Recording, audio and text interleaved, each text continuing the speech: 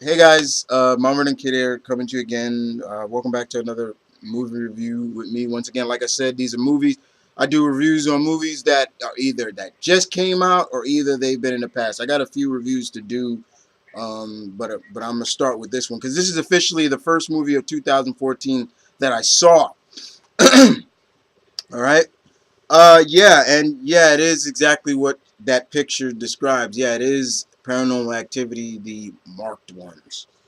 I got a mark. I got a mark. I'm one of them. No, I'm just messing. No, um, I saw this movie last night, and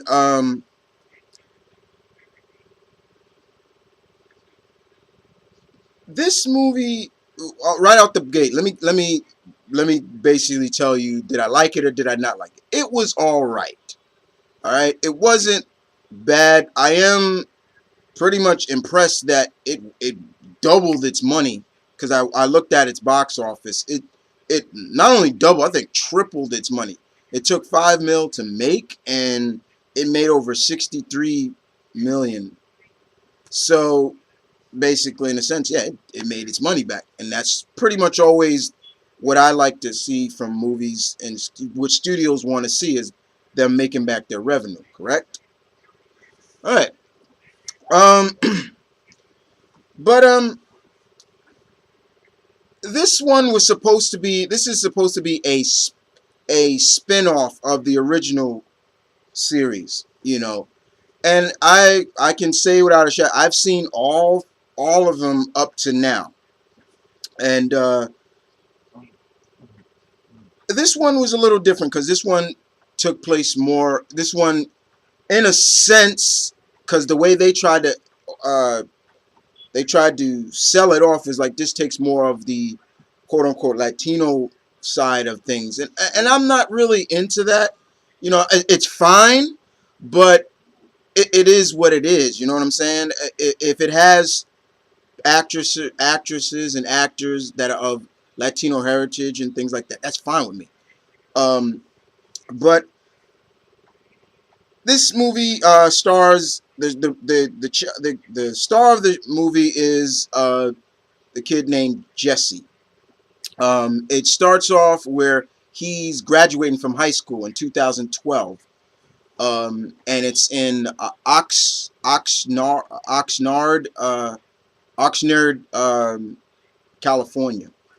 Um, and he's graduating and things like that, and he got a camera because it's still the found footage thing, which nowadays horror really is going into that found footage thing feel. And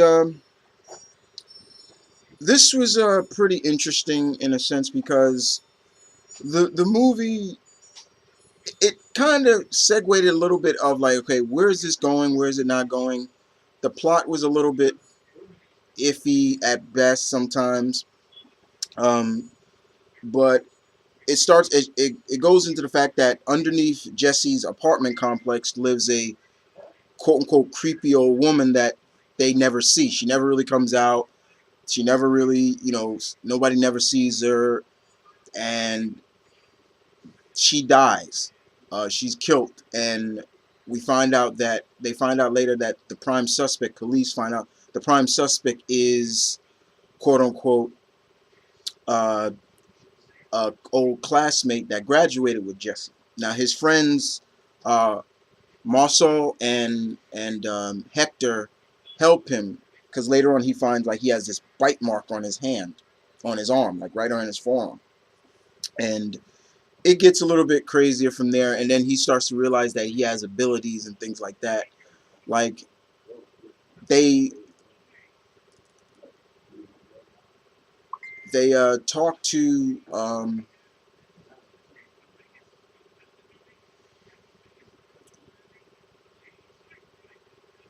they talk to basically they have, remember the old Simon Says, the Simon, and they're starting to talk to it now.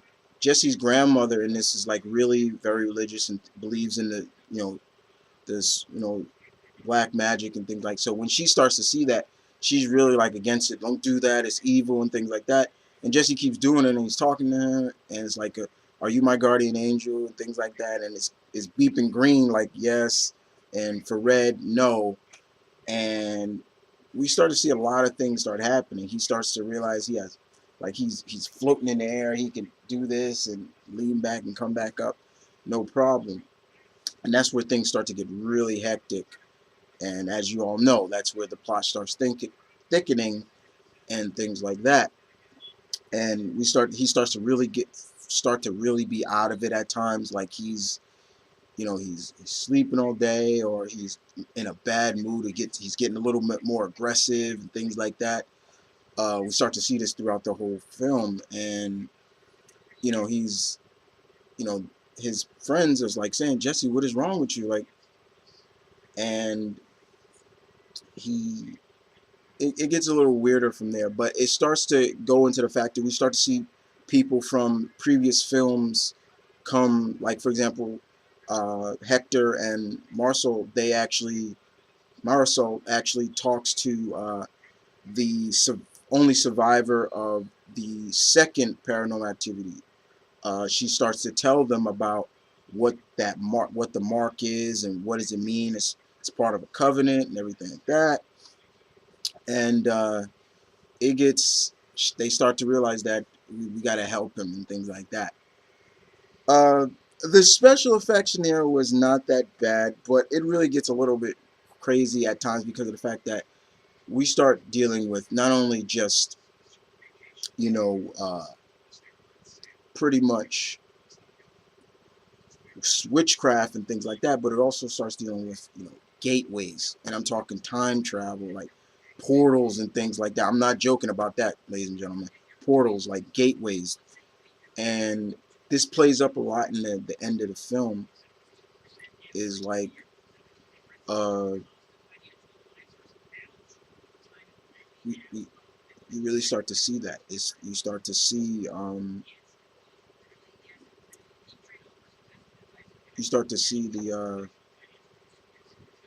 the like this that theme start to come up with gateways and things like that. Now the the the people that all those people that have said like this is the scariest one out of all. No, it wasn't. No, it really wasn't. There were there were a couple of scenes that I will admit that had me jumping at one point. And that was pretty much at the end. And the creepy witch woman that freaked me out too, because she started saying all this jibber jabber. I'm like, okay, that woman's creepy looking. But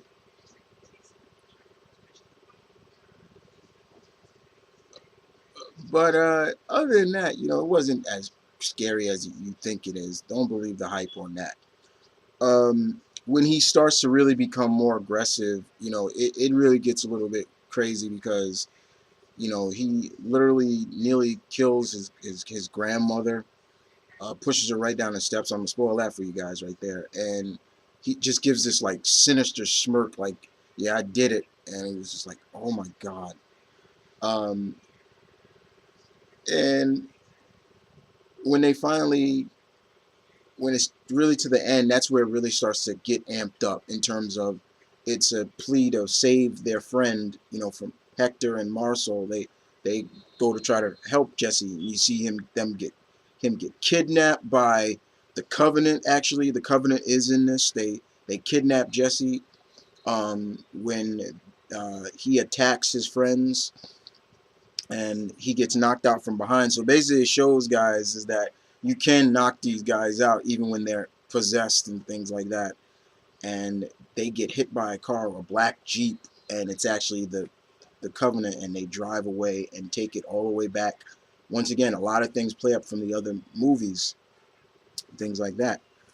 Uh, and when we finally get to see Jesse kind of like how Kate was, when she was all demoned out, like, like it was it was interesting. It was just like you saw him in the dark, and then he came at uh, his friend Hector. And there was even a point where he even actually is trying to get Hector to open the door for him. Is like, yeah, Hector. I'll spoil this again for you guys. Minor spoiler. He's like, Hector, come on, man, open the door. It's me, Jesse. And he's like, no way, motherfucker, I'm not opening the door. And then he just starts to bust down the door. And basically, this is where it gets kind of crazy because Hector, he goes through a door and then he's in another house all the same. And this is where it gets kind of crazy because, and where I told you about earlier, this is where it kind of gets to that point. You're like, okay, what is it? What the hell? Like, and this is where we get to see a certain person from the first movie, and it almost kind of segues. Okay, this is the reason why in the end of the first movie this happened, and things like. I'm not gonna spoil what it is. If you want me to spoil it, um, I'll give you like 5 seconds to turn this video off right now because I will spoil it right here. Okay. So if anybody wants to be spoiled, okay. Basically, guys, Jesse, uh, Hector, he opens the door, like it looked like he's supposed to go into a closet, but he once again, quote unquote, another gateway, and he's transported to Mika and Kate's house back from the first movie, and he literally sees Kate coming down the stairs like she's all possessed at the time, and she goes into the kitchen and he's yelling, "Miss, please, can you help me, please?" He gets close now. He touches her. When she turns around, it's the look on her face that just is like no one's there. And then finally, it's almost like the demon just lets her go for a while. So she screams out, "Mika, Mika." Basically, what that was describing in this one was the fact that that's what happened in the first one. Why she called out to Mika when he comes down and wrestles with Hector, she comes at him with the knife and stabs him viciously. And then when Hector turns around, he gets killed by the demon possessed Jesse, and you literally get to see his face. His teeth are all like sharp looking, and it looked like a shark. He just looked like a shark, and it was like, oh. And then he dies. Hector dies, and you felt sorry for Hector. This was the second movie that I actually felt sorry for. For a person died in the movie. The first one was actually, well, there were a couple, but the first one that I can literally say there was really no reason for her to die was the last one. Uh, I didn't feel like, I felt sorry for her. Um, but in this one, he felt sorry for Hector because he was just trying to help his friend. He was scared, and he gets killed. And then here's the other thing: later on, the camera's still rolling, and then you see someone pick it up, and it's actually another one of the witches of the Covenant. So, and that's how it ends. And so basically, another one ends on a bad note. Now, my problem with these movies is the same thing that's been going on. Is like, what is all this leading up to, especially from the creative staff? And I was talking about this with my brother last night, and we were like, okay, where's this all going to lead? It's like, how come there's not like another side of this covenant, like a Wiccan side, that fight against these people and things like that. What are these witches and this covenant wanting? And it kind of explains in this they want world domination and things like that. And it's like, okay, so there's got to be some kind of end all to this. And I know there's another one coming out, but by far, you're not really missing too much, guys. It's there. It's You can kind of pass this over. Or you could just wait for this to come on Netflix or something like that. It was all right, and that's all I'm gonna say. Uh, but my question to the creative staff is, when is this? You know, what's all this leading up to? That's it. But other than that, guys, this is Mumber and Kid. Thanks for watching. Um, Take care, and I'll see you around next time for another movie review. You guys, peace.